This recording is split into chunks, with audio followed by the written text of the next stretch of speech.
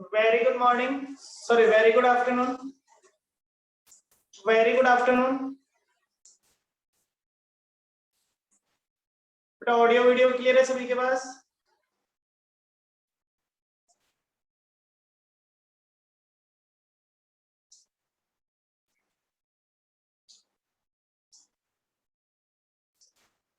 चलिए, तो हम लोग पढ़ रहे थे एम्प्लॉय कॉस्ट का चैप्टर। एम्प्लॉय कॉस्ट के चैप्टर में हमारे कुछ क्वेश्चंस बचे हुए थे, जो क्वेश्चंस हमको सॉल्व करने थे। ओके, एम्प्लॉय कॉस्ट के चैप्टर में हमें कुछ क्वेश्चन सॉल्व करने थे। Done.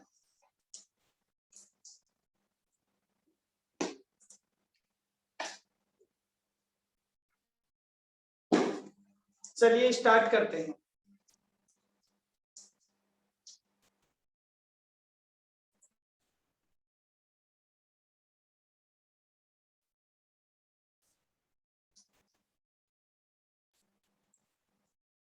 Just a minute.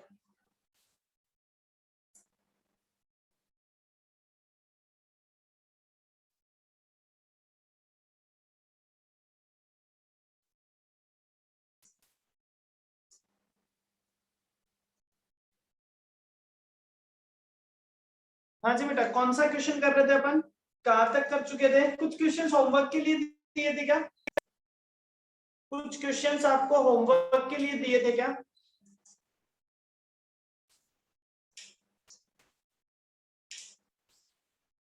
Homework के लिए नहीं दिए थे, ठीक है। जो कराए थे वही रिवाइज करने के लिए कहा होगा। क्वेश्चन नंबर 13, क्वेश्चन नंबर 14, 15 तक कर चुके थे। एक क्वेश्चन नंबर 16 करना बाकी था, एक क्वेश्चन नंबर 16 करना बाकी था, एक क्वेश्चन नंबर 19 करना बाकी था। ठीक है, सबसे पहले करते हैं क्वेश्चन नंबर 16। 16 नंबर क्वेश्चन क्या कहता है आपको ध्यान से देखिए। क्वेश्चन नंबर 16, चलिए निकाल लिया सभी ने 16 number question. Page number 14, question number 16।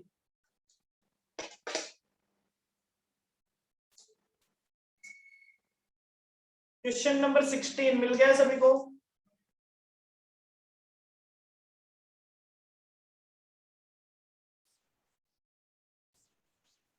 Question number 16 सभी को मिल गया?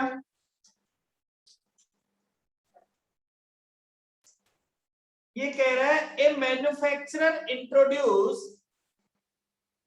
क्वेश्चन नंबर 16 आपको कह रहा है a manufacturer introduce a new machinery into the factory with the result that production per worker is increased। ठीक है, the worker are paid by result and it is agreed to every 2% increase in average individual output and increase on 1% on the wage rate to paid। अब ये कह रहे हैं साहब कि worker की एफिशिएंसी में या वर्कर की जो कैपेसिटी है उसमें जितना इंक्रीज होगा, हर 2% के लिए आपके वेजेस 1% से इंक्रीज कर दिए जाएंगे।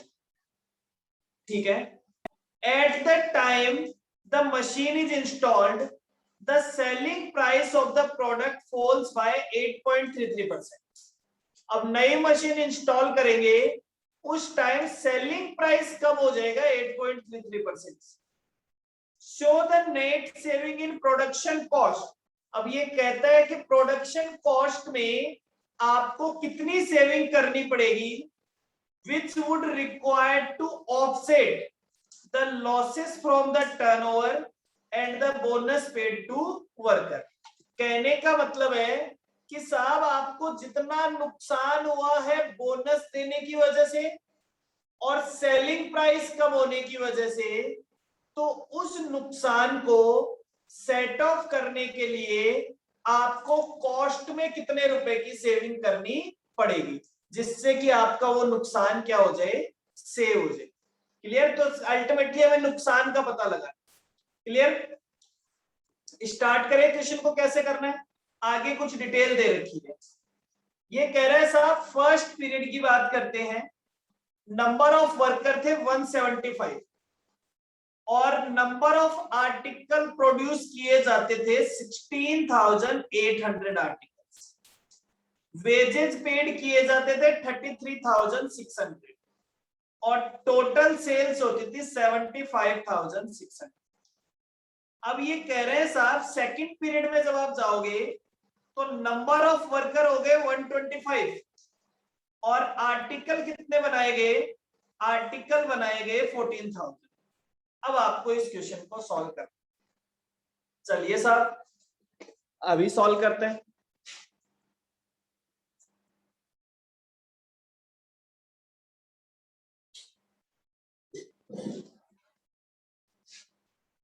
यहां से मैं कहता हूं साहब मेरा क्वेश्चन है क्वेश्चन नंबर 16। सबसे पहले बात करते हैं फर्स्ट पीरियड।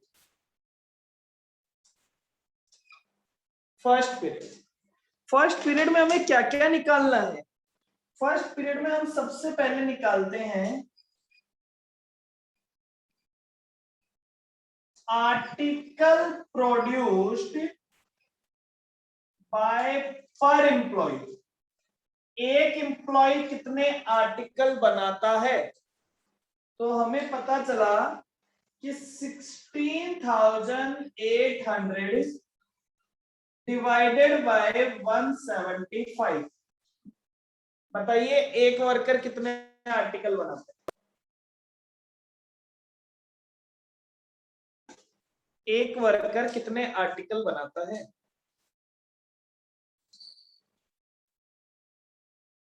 16,800 आर्टिकल बनाए जाते हैं, 96 आर्टिकल्स बनाता है। ठीक, फिर आपने कहा कि साहब वेजेस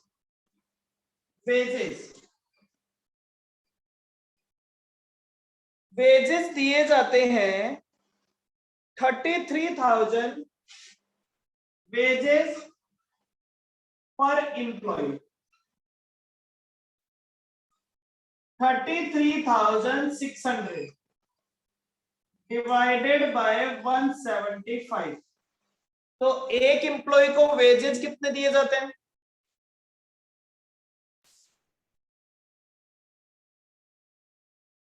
192 रुपीज, 192। ओके सर, ये दोनों चीजें निकाल ली। फिर आपको पता चला टोटल सेल्स, तो आपने कहा सेल्स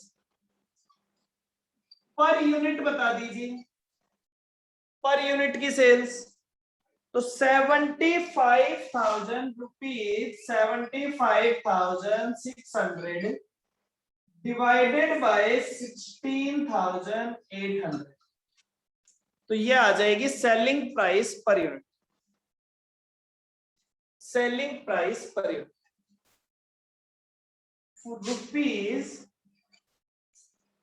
4.5। ये लो साहब, ये फर्स्ट पीरियड से कुछ और इंफॉर्मेशन थी जो हम निकाल सकते थे। अब हम निकालते हैं second period.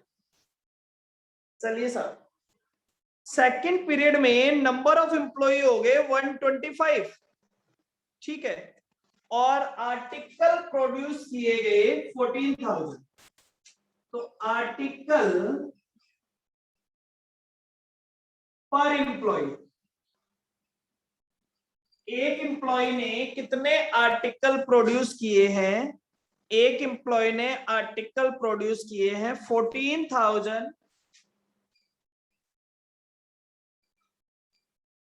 Upon 125, 14,000 upon 125, that is 112 article. चलिए साहब, बस अब आपको क्या निकालना है, अब हमें निकालना है साहब एफिशिएंसी। एफिशिएंसी चेक करते हैं, तो increase in efficiency, increase in efficiency. 112 divided by 92 96 multiplied by 100. हाँ साहब बताओ एफिशिएंसी कितनी होगी? 96 से बढ़ के 112, that is 116.667%. तो increased by 116.667 minus 100, that is 16.667%. Efficiency कितने से इंक्रीज होगी? एफिशिएंसी इंक्रीज हो जाएगी 16.66%. Hence wages increased by, wages कितने से इंक्रीज होंगे? 16.667 डिवाइडेड बाय 2 मल्टीप्लाइड बाय 1. 2% के बदले में 1% मिलता है, तो डेट इज 8.33%. 8.33%. ये तो हो जाएगा साहब वेजेस. वेजेस के बाद अब उन्होंने कहा सेलिंग प्राइस डिक्रीज हो जाएगा, तो वेजेस इंक्रीज हो जाएगा और decrease in sales price, sales price में डिक्रीज हो जाएगा. कितना डिक्रीज हो जाएगा? 8.33%. ये लीजिए, ये क्वेश्चन में दे रखा है, ये क्वेश्चन में दे रखा है. यहां तक का क्वेश्चन सभी को क्लियर है क्या? हमें दोनों बातें पता चल गई. देखो दो तरह के नुकसान होने वाले थे. एक नुकसान होने वाला था वेजेस में इंक्रीज करने की वजह से,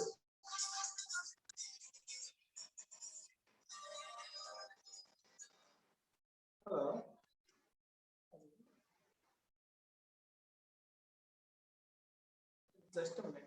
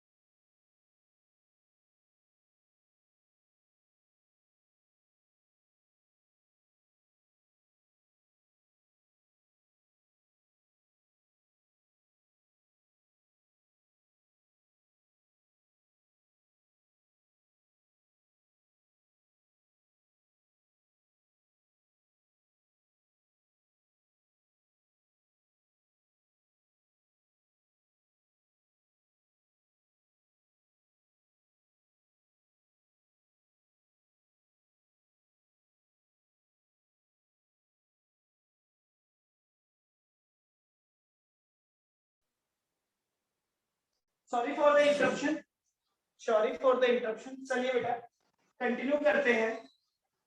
इंक्रीज इन एफिशिएंसी, तो हमने कहा हमें दो तरह के नुकसान होने वाले थे. फर्स्ट नुकसान जो है वो हमें होने वाला था साहब वेजेस बढ़ाने की वजह से, और दूसरा नुकसान होने वाला है सेलिंग प्राइस कम होने की वजह से। यहां तक सभी ने कर लिया? यहां तक सभी कर चुके हैं?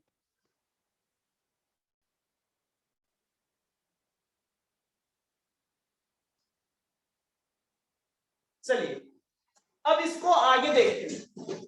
अमाउंट ऑफ लॉस, अमाउंट निकालना है। चलिए अमाउंट कैलकुलेट कर।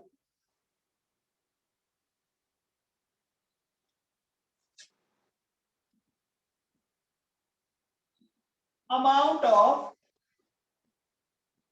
कॉस्ट सेविंग रिक्वायर्ड, हमें कितनी कॉस्ट सेविंग करनी पड़ेगी? हमें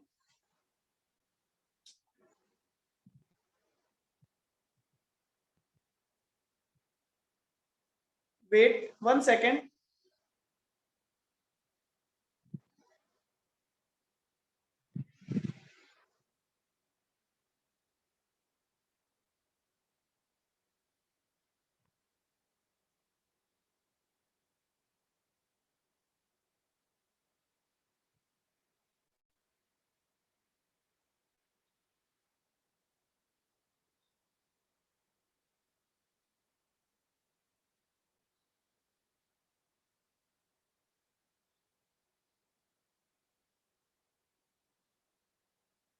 चलिए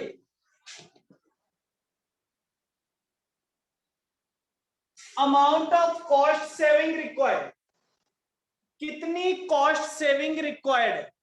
ठीक है, amount of cost saving required. तो सबसे पहले देखिए वेजेस। वेजेस हमने कहा पर एम्प्लॉय को कितने रुपए का वेजेस दिया जाता था? पर एम्प्लॉय को कितने रुपए का वेजेस दिया जाता था?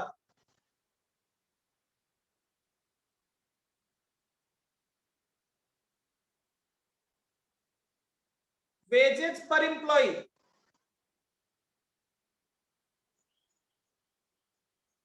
जल्दी से बताएं। वेजेस पर एम्प्लॉय 192। तो वेजेस 192, सॉरी अब मेरे पास 125 एम्प्लॉय है, मल्टीप्लाइड बाय ₹192।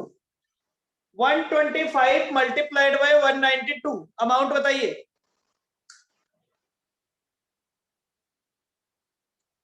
24,000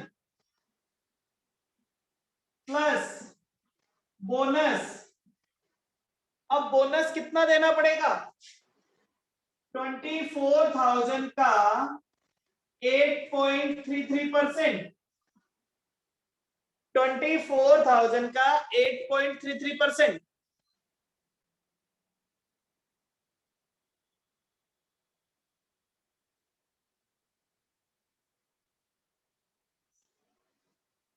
बताइए बोनस का अमाउंट 2,000। तो बोनस का अमाउंट आ गया 2,000 रुपीज। ये लीजिए पहला आंसर आ गया। सेकंड, सेकंड सेल्स, सेल्स की बात करते हैं। हमने कहा कि पहले हमारी सेल्स थी 4.5, 4.5। तो 14,000 unit multiplied by 4.5, 14,000 multiplied by 4.5, कितने रुपए की सेल होने वाली थी? अगर ये सेल पुरानी रेट पे होती तो कितने रुपए की होती? 63,000। Decrease in sales, decrease in sales 63,000 का 8.333%। 63,000 का 8.33%, अमाउंट बता दीजिए।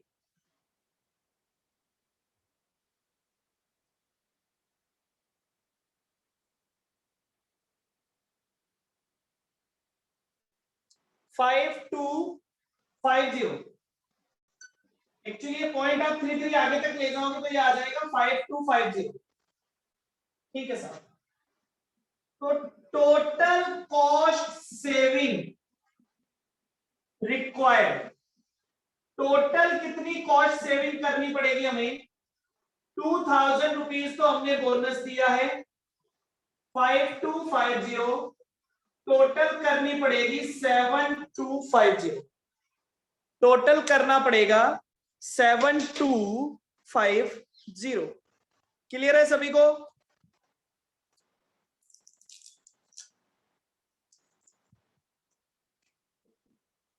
किसी को कोई दिक्कत यहां तक?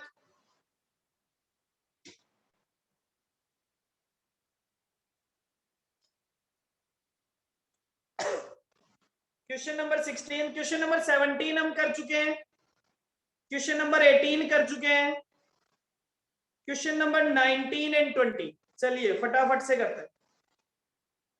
पहले करते हैं क्वेश्चन नंबर 20। ये क्लियर है सभी को? ये क्लियर है सभी को?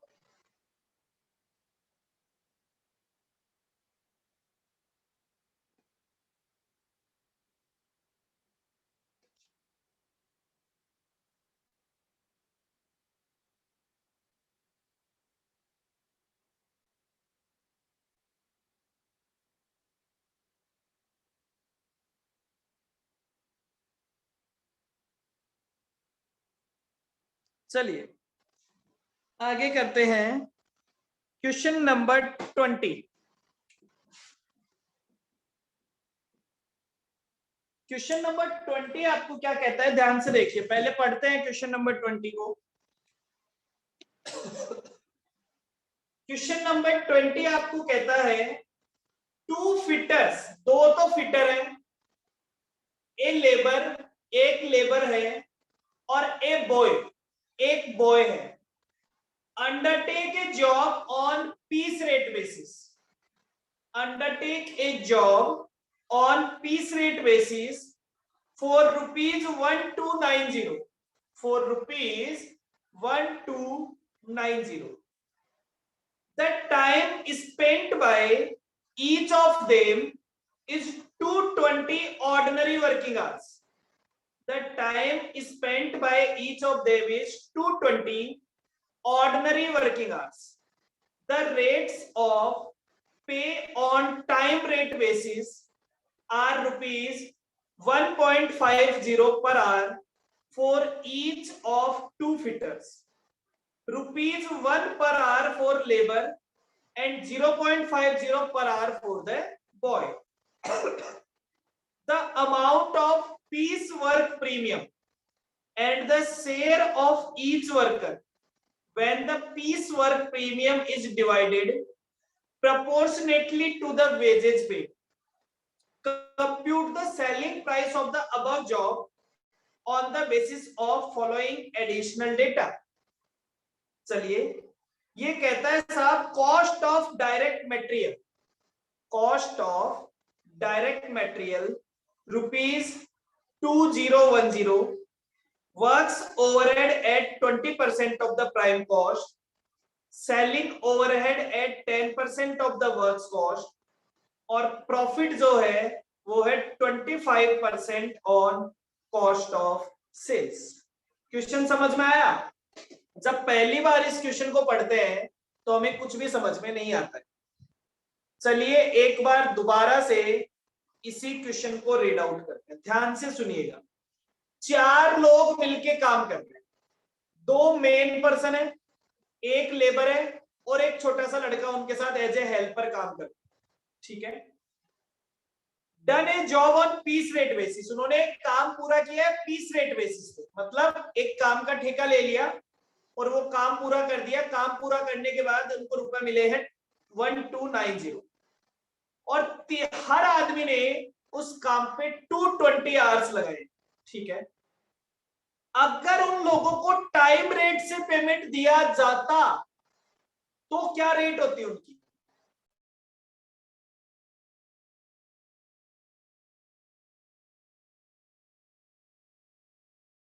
उसको पेमेंट दिया जाता है 1.50 की रेट से, लेबर को दिया जाता है 1 की रेट से, और बॉय को दिया जाता है 0.50 की रेट से। The amount of peace work premium and the share of each worker when the piece work premium is divided proportionately to the wages paid। ठीक है साहब। Compute the selling price of the above job on the basis of following additional data। Clear? Cost of direct material is 2010, works overhead at 20%, selling overhead at 10% और profit. अब आपको इस question को solve करना है। चलिए साहब कैलकुलेट करने की कोशिश करते हैं।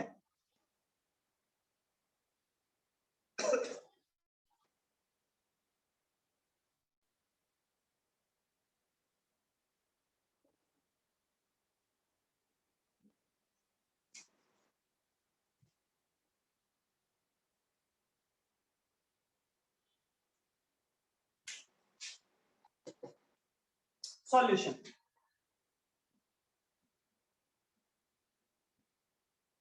कैलकुलेशन ऑफ वेजेस, ध्यान से समझिएगा मेरी बात। Calculation of wages. अब वेजेस का पेमेंट मैंने कहा साहब 2 फिटर्स हैं,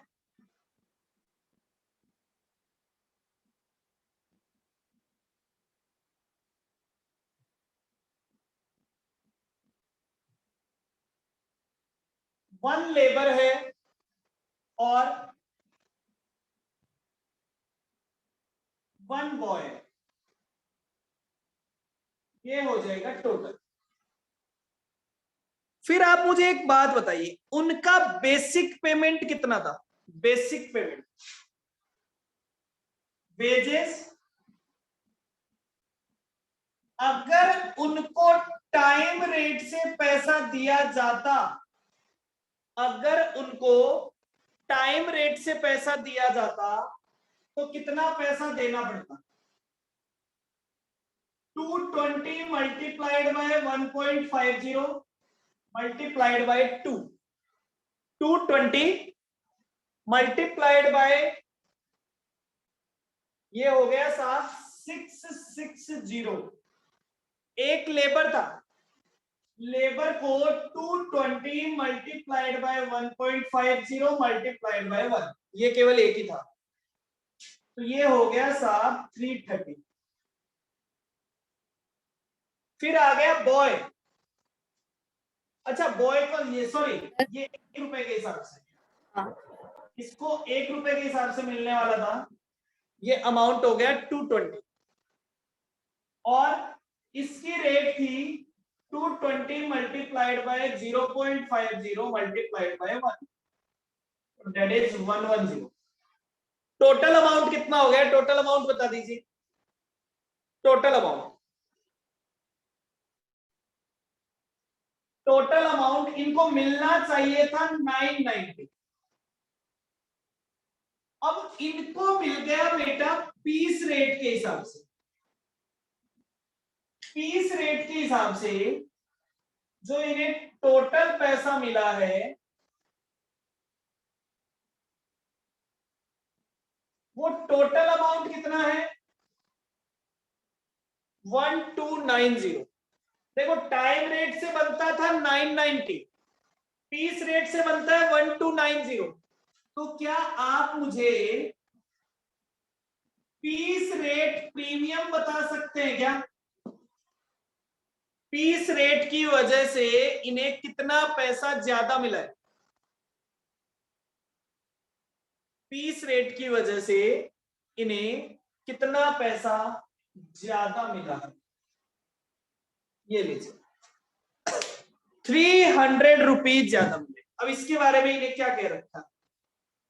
When the piecework premium divided proportionately to the wages paid, इस पीस वर्क प्रीमियम को इन्हें प्रपोर्शन करना है, किस रेशियो में प्रपोर्शन करना है? वेजेज पेड के रेशियो में प्रपोर्शन करना है। तो इस 300 रुपीज को बांट दीजिए इस रेशियो में, 300 रुपीज को बांट दीजिए इस रेशियो में।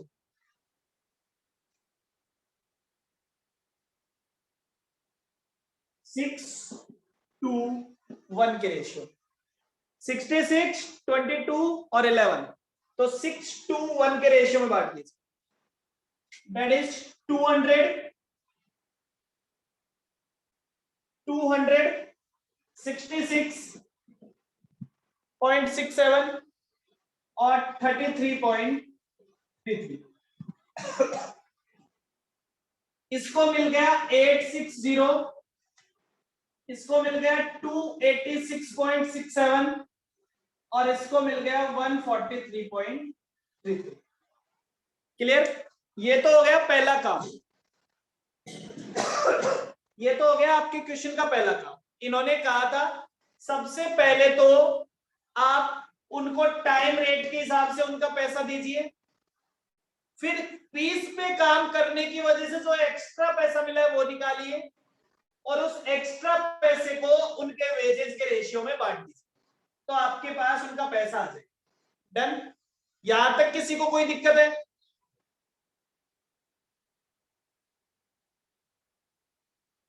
ये तो हो गया वर्कर का काम। अब निकालते हैं इसकी कॉस्ट। कॉस्ट के लिए उन्होंने कहा है कॉस्ट शीट बनानी है आगे। कॉस्ट शीट, कॉस्ट शीट के लिए उन्होंने क्या कहा है? Direct material. डायरेक्ट मटेरियल कितने रुपए का लगा है? 2010। डायरेक्ट वेजेस आपको पता है 1290। तो प्राइम कॉस्ट कितनी हो गई? प्राइम कॉस्ट हो गई 3300। प्राइम कॉस्ट के बाद इसमें ऐड कर देते हैं फैक्ट्री ओवरहेड।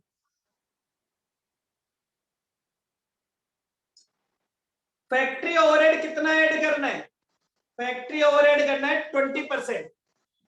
तो 3300 का 20%, 660, ये आ गया साहब फैक्ट्री कॉस्ट 3960। फैक्ट्री कॉस्ट के बाद उन्होंने कहा है selling and distribution overhead add कर दीजिए 10%। तो सेलिंग एंड डिस्ट्रीब्यूशन ओवरहेड 3960 का 10%, 396। 396 कितनी वैल्यू आ गई? 4356। ये आ गया cost of sales plus profit. 25% profit add कर दीजिए, 25% प्रॉफिट 1089। तो ये आपके पास आ जाएगा सेल्स का अमाउंट 5445। क्लियर है सभी को पूरा क्वेश्चन?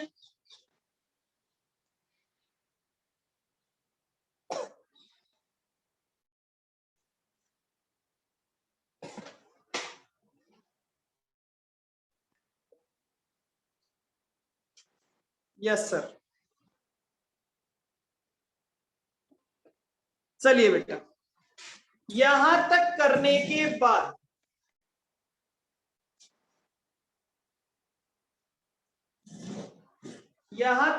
के बाद अब आपके पास अगला क्वेश्चन आता है, क्वेश्चन नंबर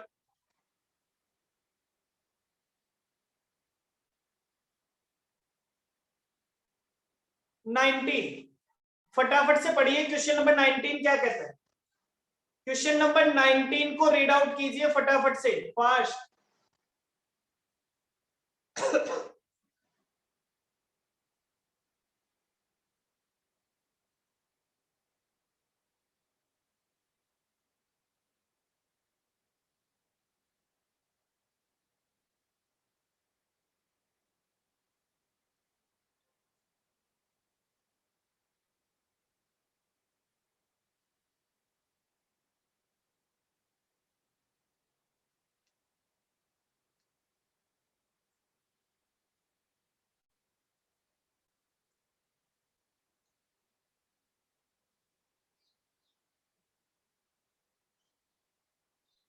एक सेकेंड वेट कीजिए।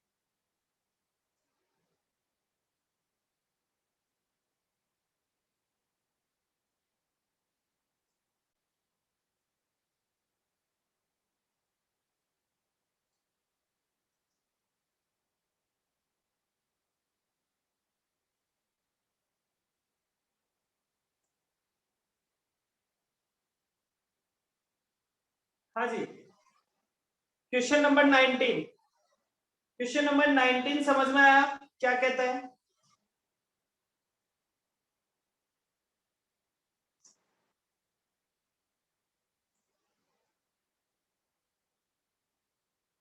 देखिए क्वेश्चन नंबर 19 क्या कह रहे हैं कि in a factory bonus to workman is paid according to Rowan plan.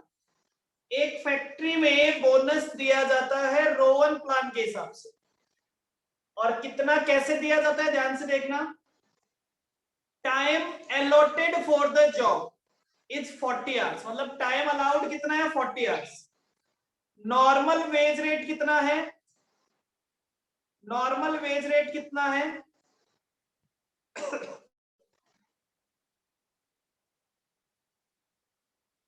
Normal wage rate है 1.25 पर आवर। फैक्ट्री होते हैं 50 पैसा पर आवर के हिसाब से for the hours taken. Factory cost of work order executed by a worker is 161.875. The cost of material in each case is ₹100. ठीक है साहब।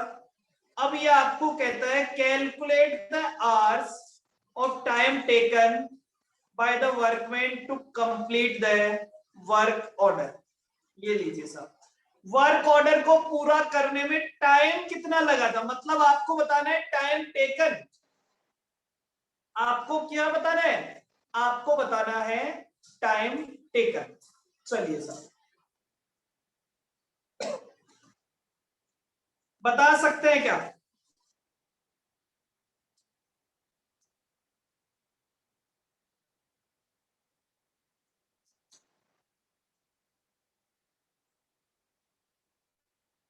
सॉल्व करना स्टार्ट करें। देखो इस क्वेश्चन बहुत ही इजी है, केवल आपको मिसिंग इंफॉर्मेशन निकालनी है फॉर्मूले में रख के। चलिए स्टार्ट करते हैं, स्टार्ट करते हैं।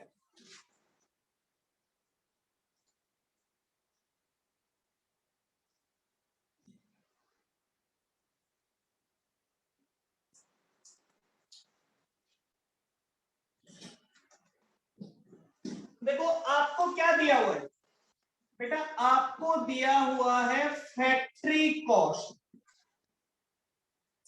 Solution number 19। अब फैक्ट्री कॉस्ट कैसे आता है, बहुत ध्यान से सुनिएगा। फैक्ट्री कॉस्ट कैसे आता है? फैक्ट्री कॉस्ट में हम डायरेक्ट मटेरियल जोड़ते हैं प्लस डायरेक्ट वेजेस जोड़ते हैं प्लस फैक्ट्री ओवरहेड जोड़ देते हैं। अगर तीनों चीजें जोड़ दे तो हमारे पास क्या आ जाएगा? फैक्ट्री कॉस्ट आ जाएगी। अब क्वेश्चन ने बड़ा इजी सा काम कर रखा है। क्वेश्चन ने आपको फैक्ट्री कॉस्ट ऑलरेडी बता रखी है। कितनी बता रखी है? 161.875। इसने आपको डायरेक्ट मटेरियल भी बता रखा है, इसने आपको डायरेक्ट वेजेस नहीं बता रखी,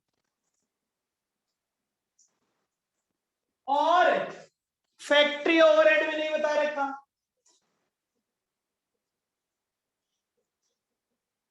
तो मैंने कहा मैं कुछ कैलकुलेट करने की कोशिश करता हूं। 161.875 इज इक्वल्स टू 100 प्लस, अब पहले इस डायरेक्ट वेजेस को समझते हैं। डायरेक्ट वेजेस के बारे में आपको पता है कि डायरेक्ट वेजेस कैसे निकाला जाता है। कौन सा फॉर्मूला लगाया इसने रोवन का फॉर्मूला लगाया। रोवन के फॉर्मूला का फॉर्मूला होता है 1.25। चलिए वेज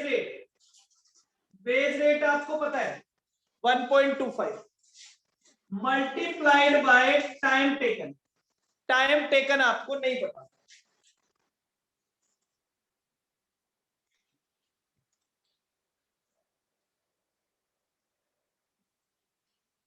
ठीक है, plus time taken upon time allowed. क्या आपको टाइम अलाउड पता है? टाइम अलाउड आपको पता है? फिर ये कह रहे हैं time allowed minus time taken, ठीक है, into wage rate, that is 1.25। ये काम पूरा हो गया इसका। प्लस फैक्ट्री ओवरहेड कितना है? फैक्ट्री ओवरहेड है टाइम टेकन इंटू 0.50। ये लीजिए, इस इक्वेशन को सॉल्व करना है, आपके पास टाइम टेकन का आंसर आ जाएगा। अब मुझे बताइए, क्या आप इस इक्वेशन को सॉल्व कर सकते हैं?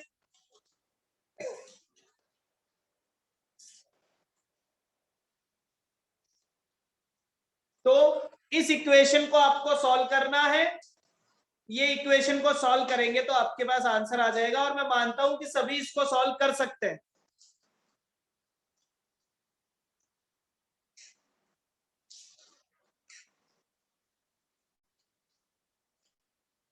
डन? क्लियर है सभी को?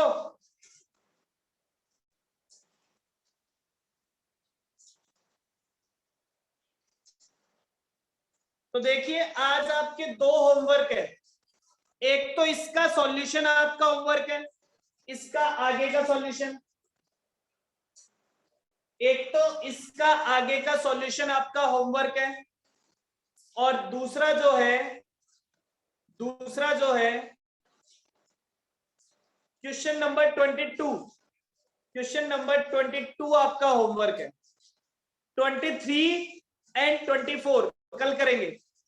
क्वेश्चन नंबर 23 एंड 24 कल की क्लास में करेंगे, ठीक है? मुझे कुछ समझाना है उससे पहले आपको। Question number 23 and 24 done? Clear है? कल ये चैप्टर हम खत्म कर देंगे। कल हमारा ये चैप्टर हम खत्म कर देंगे। आज के लिए इतना ही। Bye bye, take care, thank you so much.